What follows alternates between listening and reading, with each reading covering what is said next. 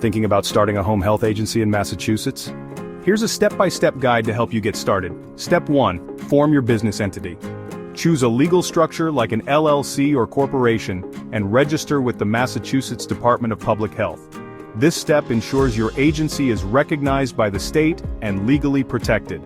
Step 2. Apply for your National Provider Identifier, or NPI. This unique ID is essential for billing Medicare and Medicaid services, which are major funding sources for home health care.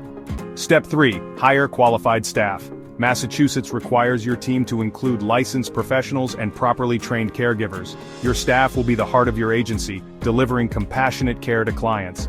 Step 4. Develop detailed policies and procedures. These guidelines should align with state and federal regulations to ensure safe and reliable care delivery.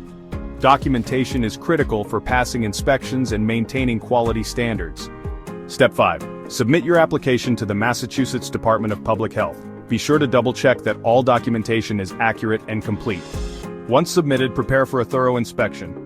During the inspection, state officials will evaluate your facilities, staff qualifications, and policies. Passing this inspection means you'll receive your official license to operate.